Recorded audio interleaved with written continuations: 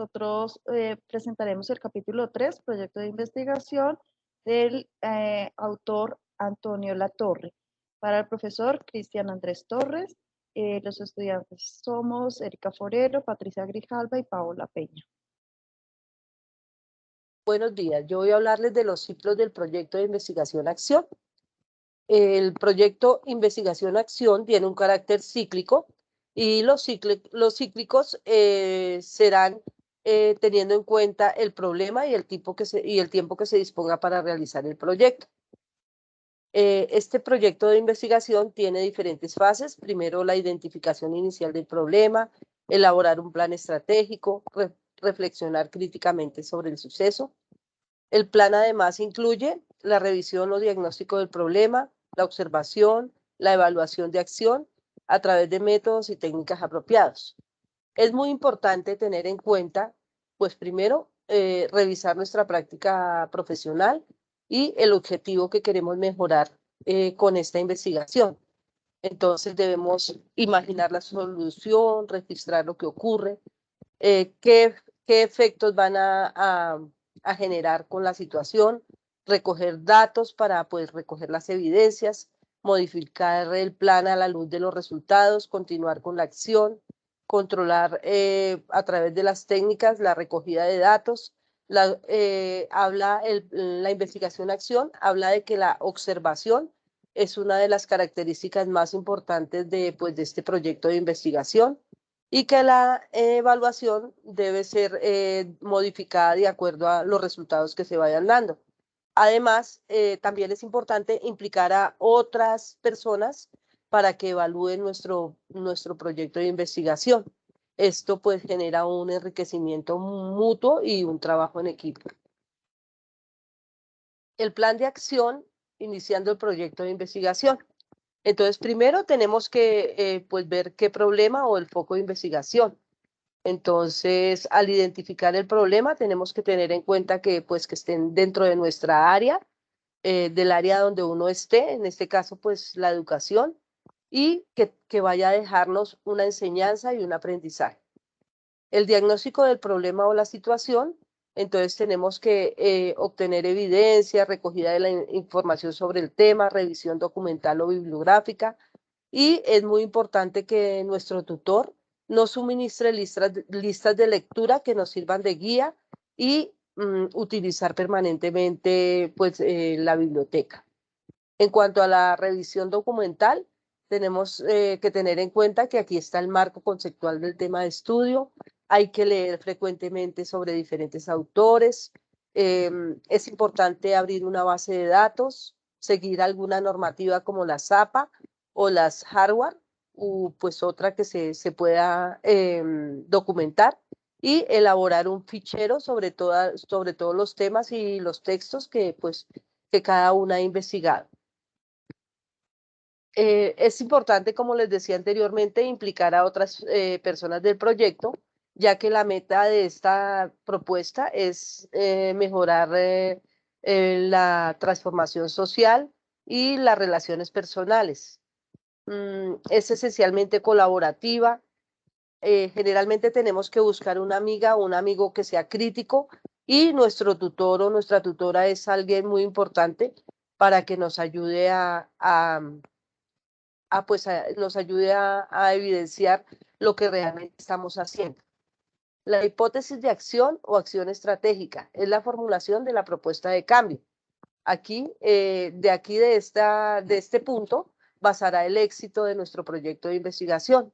Entonces, esta se apoya en el diagnóstico y de la revisión documental, del contraste de la acción, de las relaciones y del contexto, y de la intención y del grupo. El plan detallará quién forma y cuándo y quién, la especificación de roles y metas, el calendario de reuniones y etc. La formulación de la de la hipótesis de acción. Las hipótesis de acción son propuestas que deben considerarse como ideas inteligentes y no como soluciones correctas. Aquí dos autores proponen que hay uno de las preguntas y respuestas, que es como el más aconsejable utilizar, y otro en la que la pregunta es una idea y la respuesta es una acción. En cuanto a la acción, es la actividad observada que registra información que más tarde aportará evidencias en las que debemos apoyar un proceso muy importante que es la reflexión. Estas deben ser flexibles y estar abiertas a los cambios y deben desarrollarse en un tiempo real. ¿Cuáles son las características de la acción? Entonces está la acción informada, la acción comprometida y la acción intencionada. En cuanto a la acción informada, se debe investigar sistemáticamente, interpretar críticamente, estar abierto a diferentes ideas y revisar diferentes literaturas. En cuanto a la acción comprometida, es tener el compromiso de estar haciendo una investigación científica y de mejorar una situación que pues es la meta que nos estamos proponiendo. Y en cuanto a la intención, pues como dice el título, acción intencionada, tener una intención, tener el control de esta acción y realmente mostrar un cambio. En cuanto a la observación, entonces esta recae directamente sobre la acción y nos permite ver qué está ocurriendo. Entonces la observación, como ya dije anteriormente, es una de las características más importantes de este proceso. Los datos nos permiten pues identificar las evidencias y a través de la observación podemos reflexionar y aplicar a nuestra acción profesional. ¿Cómo supervisar perdón, y documentar su investigación-acción? Los principios generales es la generación de datos para reflexionar, evaluar y explicar lo ocurrido. Importante, pues se necesita utilizar técnicas de recogida de datos evidenciando la calidad del curso de acción. Se deben utilizar técnicas que dejen ver los efectos derivados de la acción, tanto los buscados como de pronto los imprevistos que se pueden presentar. Acciones a observar. Entonces debemos auto-observar su acción, hacer un diario de investigación, hacer pues lo que ya les dije, observación, las evidencias y toda situación que contenga indicadores no constituirá una evidencia. Registrar momentos significativos del cambio en la práctica. ¿Cómo evaluar el impacto? Bueno, para evaluar el impacto, el propósito de su investigación es cambiar algo de la práctica actual a la luz de las evidencias que mejora o supone una acción acometida. ¿Qué criterios o estándares utilizar? Esto ocurre al recoger información, identificar criterios de mejora, seleccionar fragmentos de datos que sirvan como evidencia de la mejora, casar esa evidencia con una preocupación inicial de la investigación y presentar su trabajo a otros para que juzguen si ha tenido lugar la mejora establecida. Evaluar el impacto y la relevancia de las evidencias. Es decir, presentar las pruebas que demuestran que el cambio y la mejora han tenido lugar. Deberá consultar con otras personas si están de acuerdo con usted. Entonces, aquí hay algunas cosas importantes. Entonces, mostrar las evidencias, tener indicadores claros, mostrar las reflexiones y las opiniones de los participantes y elaborar un fichero con las evidencias o pruebas que considere importantes. ¿Cómo recoger la información? Entonces debemos observar, preguntar y analizar. Entonces, esto sería. Entonces, continuamos con la profe Erika.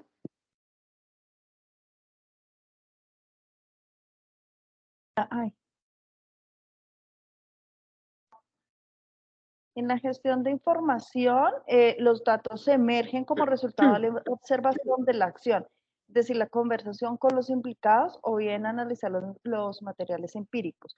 La gestión de los datos asemeja a la organización de la memoria. Podemos considerar tres funciones: almacenar, codificar y recuperar. En almacenar se refiere al sistema de organización utilizado. Los datos pueden tomar diferentes formas. Pueden ser cintas de video, de audio, trabajo de los estudiantes, documentos, textos, material de notas de campo, diarios, cuestionarios, discos de CPU, tablas, datos analizados en relatos escritos. En cuanto a codificar, se refiere a poner códigos o etiquetas a los datos. Cada uno de estos sistemas de almacenamiento requiere un etiquetado y la correspondiente clasificación de los datos. El etiquetado debe corresponder y debe mencionar dónde se hizo, cuándo se hizo, quiénes estuvieron implicados en el evento, dónde ocurrió, quiénes estuvieron involucrados. Y en cuanto a recuperar, se refiere al método que usamos para visualizar la información. En las técnicas de recolección, aquí mostramos 3 tablas. La técnica de recolección muestra 3 tablas, el cuadro 13, 14 y 15, donde nos proporciona elaborar un archivo que puede usar como evidencia del estudio. Entonces, son diferentes instrumentos, estrategias y medios audiovisuales que los investigadores sociales utilizan en la recogida de información. Entrevistas, observaciones, diarios, grabaciones, en video y análisis de documentos. La recogida de datos constituye un momento importante dentro de la fase de la observación del ciclo investigación-acción. El investigador precisa recoger información sobre la intervención o acción para ver qué consecuencias o efectos tiene sobre su práctica. Entonces, nos muestra que en el cuadro 14, en el cuadro 13, los instrumentos son lápiz y papel, donde puede tener test, pruebas objetivas, escalas, cuestionarios, observación sistémica, unas estrategias interactivas o pueden ser no interactivas, como la entrevista, la observación participante, análisis documental y medios visuales como video, fotografía, magnetófono y diapositivas. En el cuadro 14 es importante saber de quién o de quiénes, de dónde sale esta información y las técnicas que vamos a trabajar. Y en la 15, no veo casi, enfoques de análisis y las técnicas. Entonces, la información de quién o quién son de diversas perspectivas, puede ser de estudiantes, de profesorados, de familias, y el punto de vista de la investigación o de los participantes, y se hace como una mirada introspectiva. Y los documentos oficiales y personales son materiales de análisis. Entonces, el criterio utilizado en la clasificación que sigue es el grado de implicación o interacción del investigador con la realidad. Las técnicas se agrupan en 3 categorías: instrumentos, estrategias y medios audiovisuales, como representan estos cuadros. Siguiente. Continuamos con las... Sí, por favor. Según la finalidad del registro. Entonces, según el foco de la observación, el registro puede cobrar formas diferentes. No es conveniente recoger más información de la que pensamos procesar o analizar. Tampoco transcribir las grabaciones que no vayamos a utilizar, y se recomienda utilizar un calendario y un horario propuesto por Kemis y McTaggart. En el cuadro 17, nosotros vemos el formato de calendario según estos autores, donde están las etapas final, la primera sesión de acción y la evaluación. Tiene unas fechas de principio y fin, la observación y la duración, con unos comentarios que normalmente son reflexivos. La siguiente. En notas de campo, nosotros manejamos estos son registros en un lenguaje cotidiano de los fenómenos observados, son decisiones metodológicas e informativas. Se dividen en 5, son la metodología, las personales, la teórica y la descriptiva. Entonces, en la metodológica, reflejan aspectos referidos a la investigación, opciones que se toman, el por qué se toman y las dificultades que plantean en las opciones tomadas. En las personales, constituye las reacciones, actitudes, percepciones y vivencias y son impresiones del mismo observador. En las teóricas se refiere a los aspectos más relacionados con el marco teórico de la investigación y la generación de conocimiento y abstracciones. Y en las descriptivas, pues son las notas que aparecen de dos tipos, las inferenciales y las descriptivas. En el cuadro 18, vamos a ver la propuesta de registro de una nota de campo. Entonces, como muestra ahí, el centro, quiénes van a estar a cargo, las observaciones, a quién va a ser el observado, en qué área, qué actividades, el lugar, la sesión, el tema y la fecha y el periodo, y tiene una situación detallada. Entonces, dónde tuvo lugar la observación, quiénes estaban presentes, como el ambiente físico, qué interacciones sociales tuvieron al lugar, qué actividades se realizaron y otras informaciones descriptivas que pueden apoyar este proceso. ¿Cuáles son las ventajas de las notas de campo? Pues que son unos registros sencillos, requieren una observación directa, no es necesario que haya otra persona como observador, son excelentes como registros etnográficos, se pueden estudiar el problema con el propio tiempo del profesor, proporciona una base de datos útiles para la redacción y puede funcionar como un prontuario. Entonces, es como un registro de todas las actividades que tiene el estudiante. ¿Cuáles son los inconvenientes? Que de pronto las conversaciones sean muy largas y pues que tengan demasiadas situaciones problemáticas y puede tener entonces ya un sesgo muy subjetivo por parte del investigador. Se tardan mucho más tiempo en redactar las notas de campo y deben triangular con otras técnicas, con otros diarios y otras fuentes de registro. Entonces, las notas de campo pues no son muy fáciles de archivar ni de estructurar. La siguiente, por favor.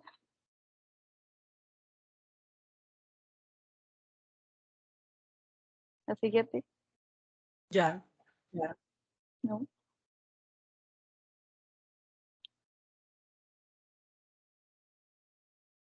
Bueno, en un diario de investigación del investigador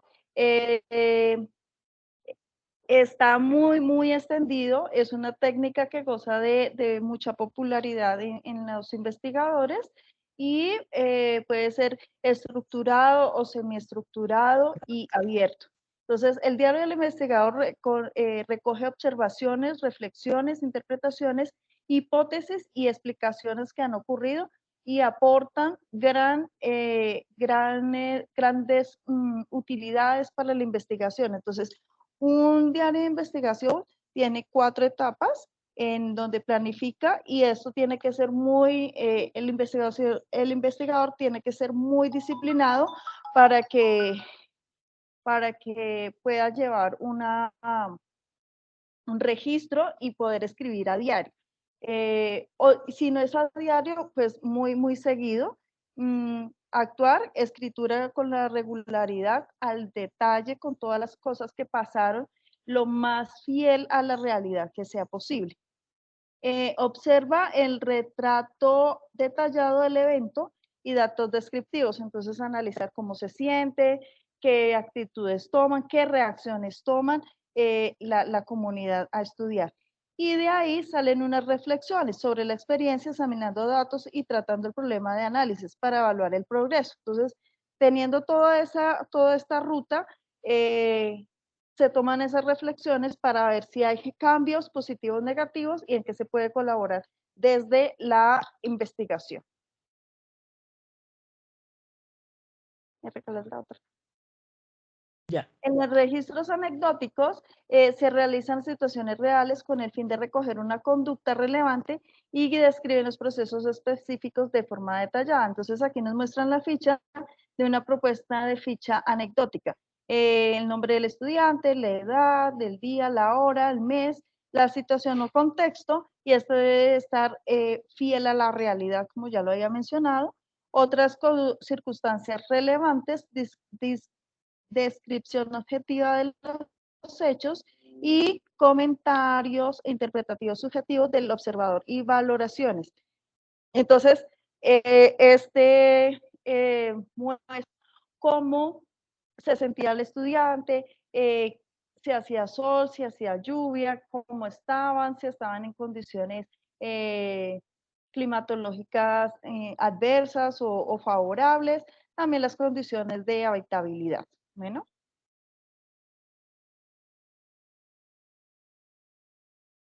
Y en los memorandos, informes analíticos, entonces son notas personales conceptuales escritas por el investigador con la finalidad de analizar información.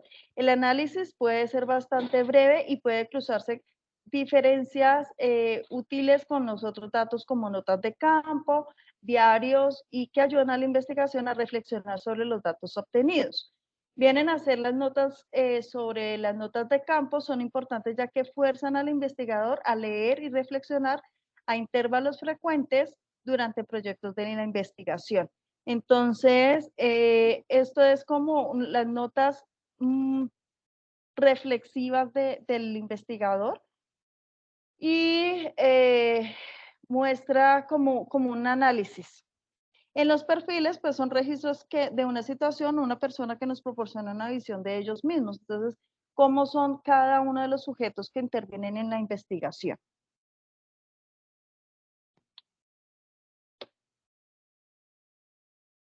En las escalas de medida aquí nos muestra como un ejemplo de modelos de escala de medida. Entonces, mi lugar de trabajo es muy agradable, bastante agradable, poco agradable, nada agradable, y mis compañeros son muy serviciales, poco serviciales y nada serviciales. Entonces, aquí tiene como una medida de toda la situación del contexto que los muestra, que los vive, y tiene una escala numérica, como las rúbricas de evaluación que utilizamos en el aula. Y los cuestionarios ya son factores que nos ayudan a investigar, que es lo que es un instrumento de uso universal que consiste en el conjunto de preguntas sobre un tema o problema de estudio que se contestan por escrito y se tienen en cuenta para un trabajo de investigación. Gracias, Eli. Listo, para continuar con el tema, ya para la elaboración del cuestionario se deben tener unas directrices. Entonces, ¿qué información deseamos obtener? Porque esa nos va a llevar a elaborar las preguntas. Si vamos a utilizar el tipo de preguntas abiertas o cerradas.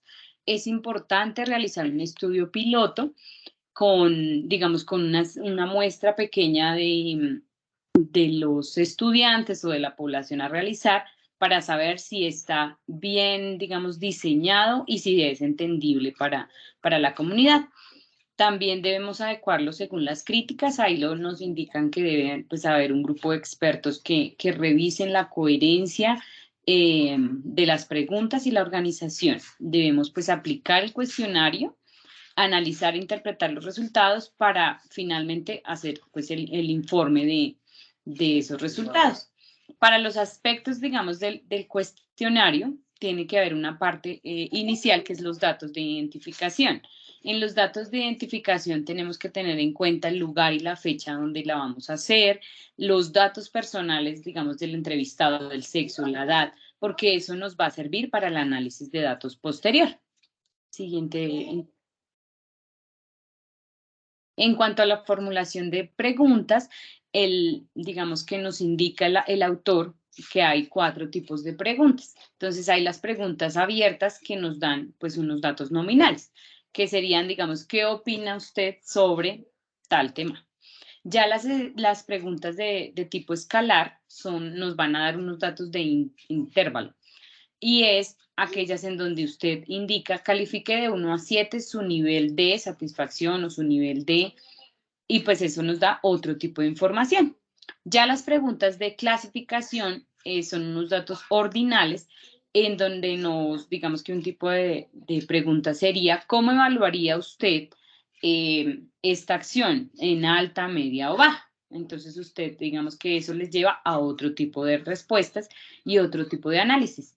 Y finalmente, una pregunta categorizada, pues también nos da datos nominales, como por ejemplo, señale usted los deportes que practica, natación, atletismo, y así hay otra información para analizar.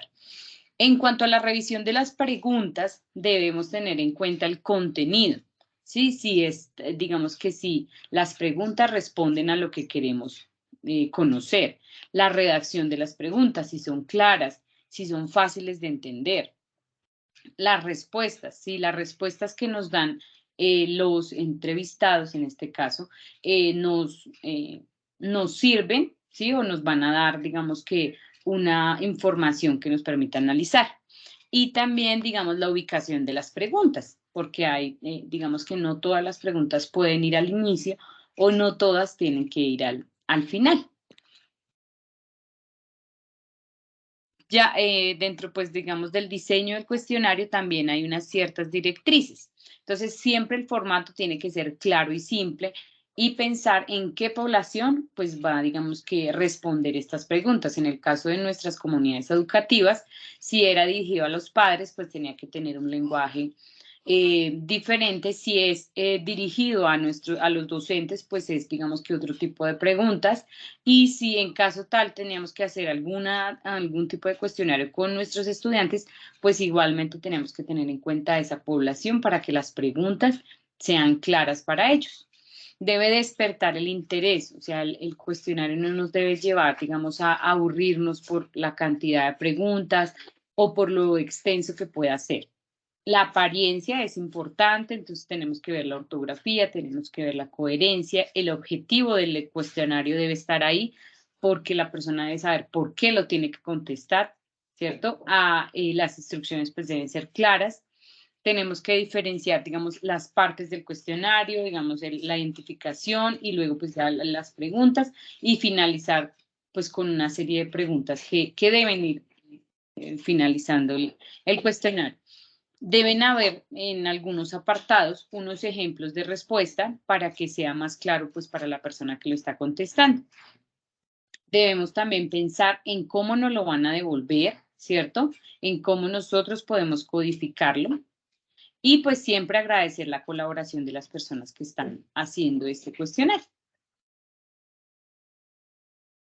Otro de los instrumentos que podríamos utilizar dentro del proceso de investigación-acción es la entrevista. Nos posibilita obtener información sobre acontecimientos y aspectos subjetivos de las personas. Permite interpretar los significados y es un complemento pues de la observación. Hay modalidades de la entrevista, puede haber informal, en profundidad, puede haber entrevista dirigida, no dirigida, clínica, biográfica, individual, grupal o focalizada, según, digamos, al tipo de población que queremos llegar. Para planificar la entrevista, también, pues necesitamos tener claro los objetivos de la entrevista. ¿Para qué vamos a hacer? ¿Qué, digamos, qué información queremos detallar dentro de este proceso? El muestreo, entonces, ¿a qué personas vamos a entrevistar? Eso también tenemos que tenerlo claro. Y dentro del desarrollo también vemos, digamos que tener como un guión, como lo indicaban algunos autores, sobre el contenido y naturaleza de las preguntas, cómo se va a organizar y desarrollar la entrevista. Tenemos que formular las preguntas que sean claras, coherentes, sencillas y tenemos que también tener claro cómo vamos a registrar esa información. Si vamos a hacer una grabación de video o vamos a hacer unas notas durante la entrevista. ¿Para qué? Para que esa información nos sirva para un posterior análisis. Hay, pues, digamos que una clasificación de las preguntas según, pues, digamos, lo que queremos preguntar. Entonces, hay preguntas, digamos, que nos llevan sobre la experiencia y comportamiento, digamos, de las personas, sobre las creencias y opiniones. También hay preguntas sobre las sensaciones, emociones y sentimientos. Otras preguntas nos indagan sobre los conocimientos. Hay preguntas que nos llevan a investigar aspectos sensoriales, a investigar pues, las características personales, contextuales y demográficas. También hay preguntas de temporalidad acerca, digamos, del pasado, del presente o del futuro, según lo que nos indica Patton de 1990. Otros autores nos dicen que también hay preguntas de comparación, ¿sí? De evocación de hechos y comportamientos pasados, de reacciones afectivas, ¿sí? Que nos indican o sea, nos llevan a indagar sobre esas reacciones afectivas. Hay preguntas de causa y efecto, preguntas condicionales y preguntas indagacionales. O sea, que nos llevan a indagar algo específicamente. Durante la organización y el desarrollo de la entrevista, entonces siempre tenemos que comentarle pues, a la persona que vamos a entrevistar la explicación del propósito de la entrevista y los objetivos, a qué nos lleva esta entrevista. Explicamos pues por qué lo escogimos a esa persona y también pues tenemos que ser muy claros en la ética y en la confidencialidad del estudio para que ellos se sientan cómodos y tranquilos al contestar. La estructura, pues como indicaba, debe tener un guión, debe haber una fase inicial de la entrevista donde debemos evitar esas preguntas que generen controversia para crear ese ambiente, digamos, de calidez y confianza. Hay una fase intermedia de la entrevista donde podemos indagar acerca de las interpretaciones, opiniones y sentimientos, y ya una fase avanzada donde podemos empezar a hablar sobre los conocimientos y habilidades. Para hacer ese registro de la información, como lo explicaban también mis compañeras, debemos ser reproducción de lo ocurrido tal cual como se da en la entrevista o como se da en el cuestionario. Debemos tomar las notas completas y externas. Cuando se dan unas grabaciones debe haber una fidelidad de esa información y una comodidad pues como tal de los entrevistados, y la transcripción se debe hacer en totalidad para hacer un análisis pues digamos que muy, muy claro y muy fiel a lo que se realizó. Otro, digamos que tipo de instrumento que se puede usar dentro de la investigación-acción son los grupos de discusión. Entonces, esto es una estrategia de obtención de información y es una conversación, según Maycutt y Morehouse en 1999, donde se planea esta conversación cuidadosamente y se diseña ¿para qué? Para obtener la información sobre ese tema determinado en ese ambiente de confianza y de calidez de las personas. Para hacer estos grupos de discusión tenemos que tener un criterio de homogeneidad, o sea, las personas deben estar con ciertas cualidades iguales y debe haber un moderador experto y más o menos 6 a 8 personas que conformen este grupo de discusión. Los criterios dentro de este grupo deben ser que haya neutralidad, que haya participación de todas las personas, deben haber espacios de pausa, deben haber, digamos, también espacios de petición de ampliación. Entonces, cuando una persona habla, debe pedírsele que amplíe esa información si no fue clara para todo el grupo y que eso se lleve, digamos, para que hayan, digamos, debates o discusiones como lo indica el instrumento. Debe también haber un espacio de conciliación y finalmente se debe sintetizar la información para que sea clara para todo el grupo.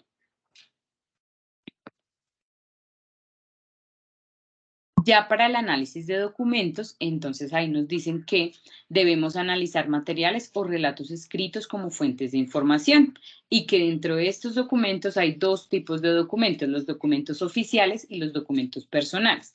Entonces, en los documentos oficiales podemos encontrar artículos de revistas, artículos de periódicos, podemos encontrar informes, en el caso de nosotros, de nuestro aspecto educativo, informes, digamos, de los estudiantes, observadores, registro de observadores, los boletines, eso nos puede servir, digamos, como una información, los periódicos, las revistas, los exámenes que llegan, digamos, en este caso a contestar los estudiantes, los murales que ellos realizan, entre otros, que hacen parte de los documentos oficiales digamos, del estudio. Ya para los documentos personales, pueden haber documentos naturales o solicitados por el investigador.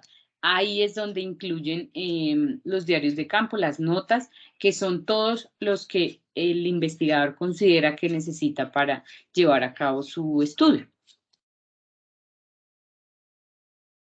Dentro de los diarios, que es uno de los documentos naturales del investigador, pues podemos decir que es una poderosa estrategia para registrar el relato de una experiencia. recogen reflexiones sobre acontecimientos de manera regular y continuada y pueden variar en su estructura desde abierto a semiestructurado. Entonces, en la parte superior, en el cuadro 32, vemos que el apartado de un diario puede ser abierto, entonces solamente dice el nombre, la fecha, los hechos que digamos que se dieron en ese lugar, los sentimientos, si hubieron pues las vivencias, qué reflexiones hubieron en ese momento, las causas, hipótesis o explicaciones y las interpretaciones que hubo en su lugar. Ya para el cuadro 33 ya es un diario semiestructurado en donde dice el profe en qué aula estuvo, en qué área, digamos, dio en ese momento, digamos, su clase, las preguntas que llevaron, ¿sí? O sea, las preguntas estructuradas del diario y sus respuestas o sus observaciones desde esas preguntas. Por ejemplo, el segundo nos dice especifica las dificultades, entonces, ¿qué dificultades encontró ese día? Y ser muy, digamos, ahí sí muy detallado con sus apreciaciones para que luego sirva pues, para un análisis muy pormenorizado y que nos lleve, digamos, como a una investigación muy, muy fiel. Siguiente. Y ya, para finalizar, existen medios audiovisuales que son técnicas para registrar la información seleccionada o focalizada. Existen tres medios audiovisuales. El primero es la fotografía, en donde es una técnica de obtención de información para documentar la acción y se usa también para la evaluación de algunas actividades, también para mostrar cambios a través del tiempo, mostrar la participación, porque puede ser usada para estimular que los estudiantes hablen o los entrevistados puedan dialogar frente a esa fotografía. Ya la grabación de video nos permite registrar y acoplar imágenes auditivas y visuales y pues digamos que nos lleva a evocar momentos significativos de la investigación. Revisar la grabación y detenerse en los momentos significativos y transcribir los episodios es lo importante según Elliot en 1993.